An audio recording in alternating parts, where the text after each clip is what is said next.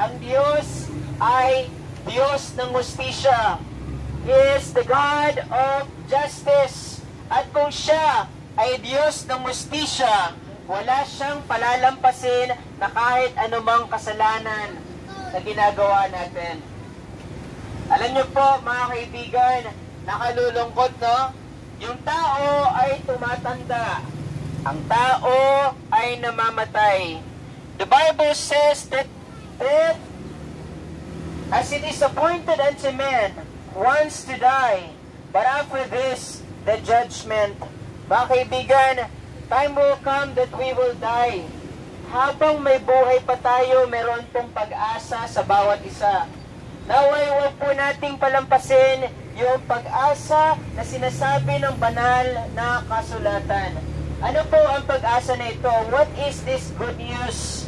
The good news of Jesus Christ. He died on the cross for you and for me. Ang mabuting balita po sa bawat isa, there was a man 2,000 years ago by the name of Jesus Christ. He offered His life for you and for me. Yun po yung mabuting balita. Bakit? Without Jesus Christ, we cannot save ourselves from sin. We cannot save ourselves from hell. We cannot save ourselves from death. Only Jesus Christ can save us. Kaya mga kaibigan, ang mabuting balita po nito na kaya tayong iligtas ni Kristo mula sa kasalanan natin. Kaya niya po tayong patawarin, mga kaibigan. Ang kapatawaran po ay pinangangaral sa atin sa umaga na ito. The Bible says that Jesus Christ died for us. He died to take away our sins. Ngunit, yun po ay alam natin, mga kaibigan. Alam po natin na si Kristo Jesus ay namatay sa krus ng Kalbaryo. Alam po natin yan. Ngunit, wala tayong tugon doon eh. Wala po tayong tugon doon sa kamatayan ni Kristo sa krus ng Kalbaryo. Hinahayaan lang natin. Wala tayong response.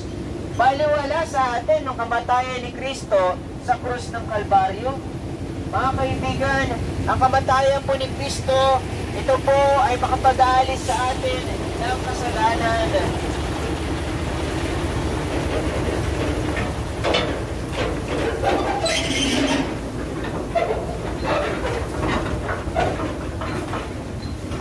Alam po natin na ang kamatayan ni Kristo, ito po ay naging pantubos sa ating mga pagkakasala. Pero ano po yung ginagawa natin?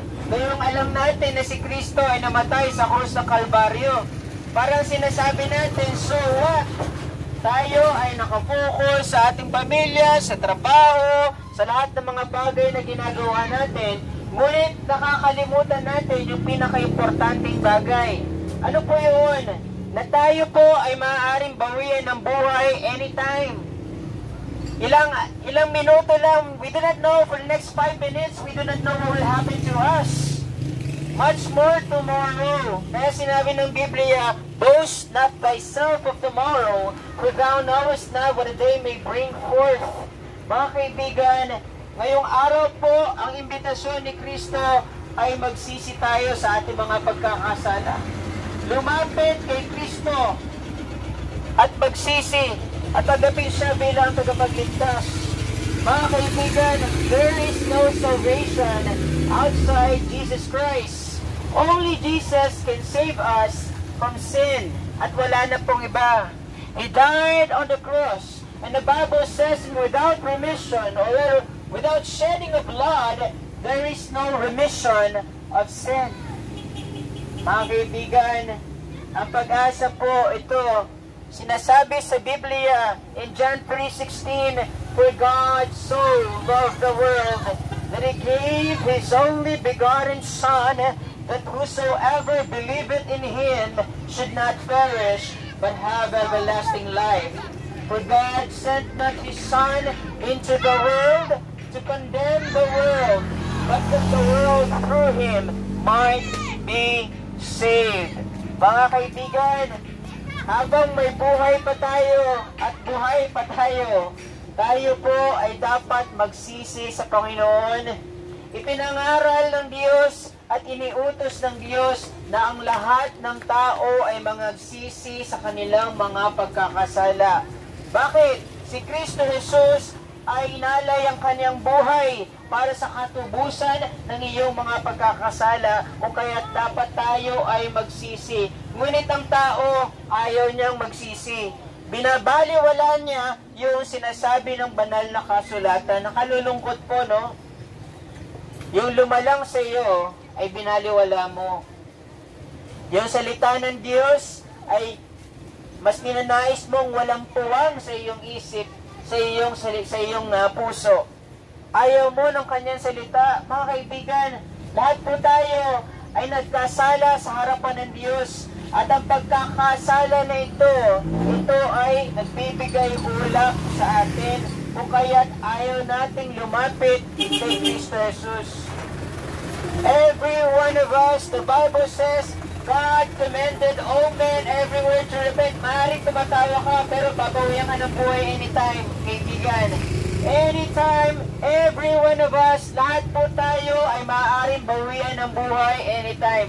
Bata ka man o matanda, kapag oras mo na, tama po ba? Oras mo na. At kapag oras mo na, nakakatakot. Bakit? Kasi buhay ka ngayon, ikaw ay mayroong sirang relasyon sa Diyos. Ang Diyos na banal ay galit sa iyo dahil sa iyong mga pinagagawa na kasalanan. Lahat po tayo, God is angry with us every day. Bakit? Kasi tayo nagkakasala sa Diyos eh. Iniisip mo ba, mahal ka ng Diyos kahit nagkasala ka sa harapan niya? Mga kaibigan, hindi ka mamahalin ng Diyos kung hindi kay Kristo. Kung wala si Kristo, walang pag-ibig sa iyo ang Diyos. Mga kaibigan, aminin po natin na tayo nagkasala sa Diyos. Let us humble ourselves and come to Jesus Christ. Mga kaibigan, walang kaligtasan maliban na lamang na ikaw ay lumapit kay Kristo Jesus bilang tagapagligtas. Alam niyo po, minahal tayo ng Panginoon. Paano niya ipinakita yung kanyang pagmamahal? Ayaw niya na tumungo ka doon sa impyerno o sa lawa ng apoy.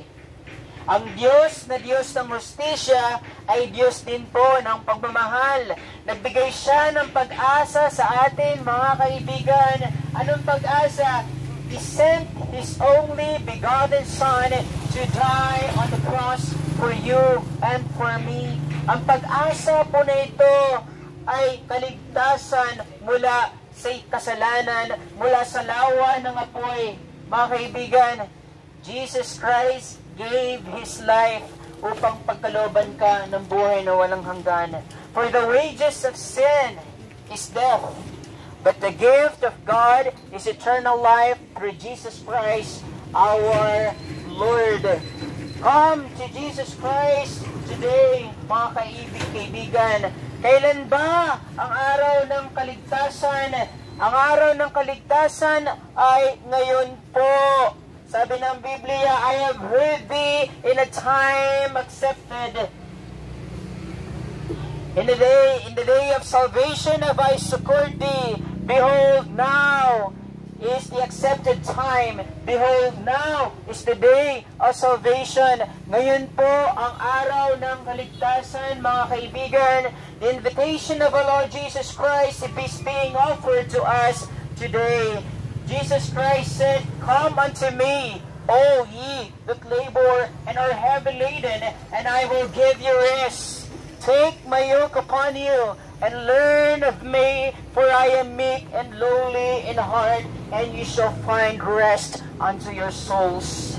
My friends, Jesus Christ said, if you will come to Him, Jesus said, He that cometh to me, I will in no wise cast out. Hindi ka itataboy ni Jesus kung ikaw ay lalapit ng may pagsisisi at pananampalataya sa Kanya.